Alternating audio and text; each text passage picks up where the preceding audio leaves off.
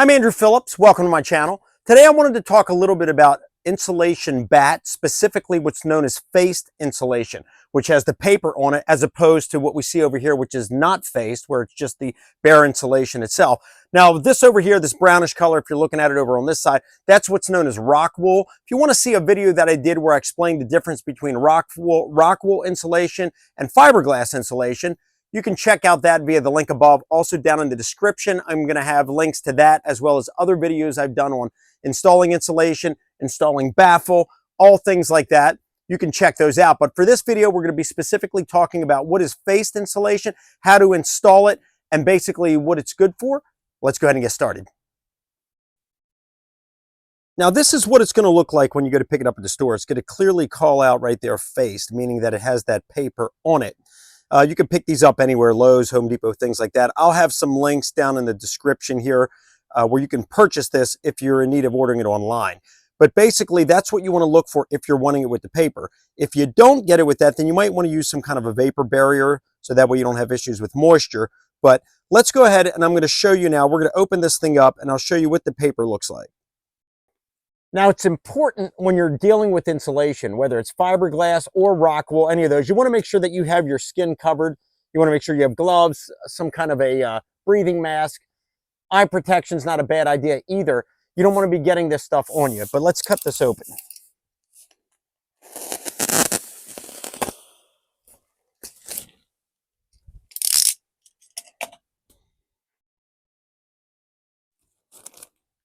Here's our insulation here, and if I pull this one out,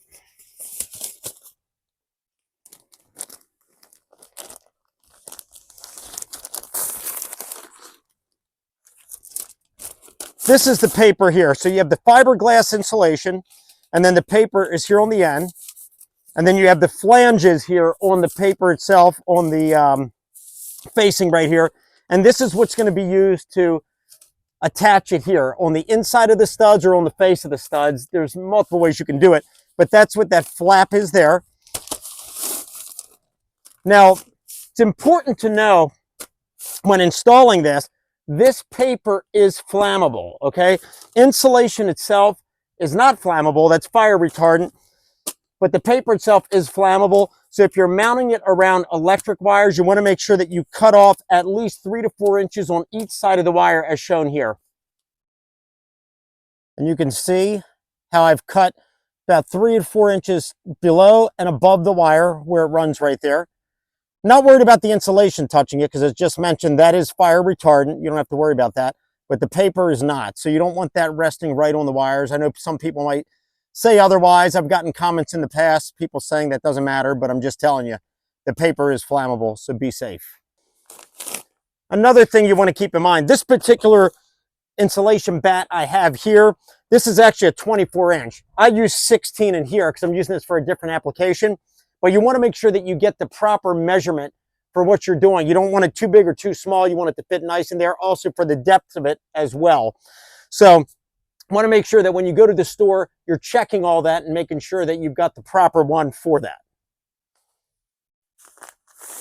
Now this paper here is called craft paper, okay? And what this basically is, this is a vapor or moisture barrier on the insulation. I'll get some people that'll send me comments that have seen some of my other videos where I show how to do insulation and they're saying, oh, do I still need to put a vapor or moisture barrier up afterwards? You don't. That's what this is serving the purpose of. Now, if you're using unfaced insulation, you might want to do that as far as for keeping the moisture buildup behind the wall.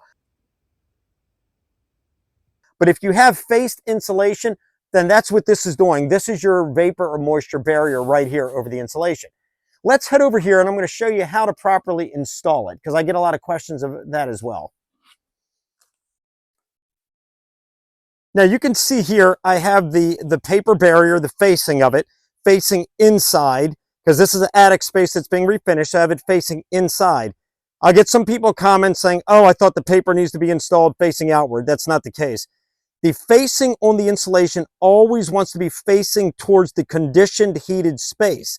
So for example, if you're doing an outer wall, the facing's always going to be facing inside where it goes against the drywall. If you have, as in the case here, we have the attic ceiling it always wants to be facing in towards where the finished ceiling is going to be, which is in here into the room, not outside toward the exterior. And if you're using it on a subfloor, like for example, if we were installing it below this floor, the insulation, you would have the fiberglass insulation facing down and the facing up against the floor. It's always the paper barrier, the facing is always facing towards the conditioned space. That's the rule that you want to use. You don't want to be facing it outside. This facing here, this blocks moisture from condensing on the insulation. If you install it incorrectly, you run the risk of moisture getting trapped between the facing and the insulation. Could lead to mold, mildew, rotting. You also can mess up your R value. So it's so important, as we see here, because this room's going to be finished. We're going to have drywall here. This is the inside part of the room. We have the facing the conditioned part of the room. You don't want it facing outside. As we already mentioned before, if you're doing a floor, you want the facing upward towards the subfloor. Either way, you always want it facing the conditioned part of the room. That way, it's installed properly and it should rest right against the drywall. This is why it's also important to install baffle here. As mentioned already, there's videos down in the description, but I do a video where I show how to install baffle and the importance of it. You don't want to be putting the insulation right up against the ceiling inside of these areas right here, because you have eaves and ridge vents that need to have the airflow breathing through. If you close that up, you run the risk of moisture building up on your roof and rotting your wood. You don't want to run into that. So it's so important that you also put in the baffle to get proper ventilation.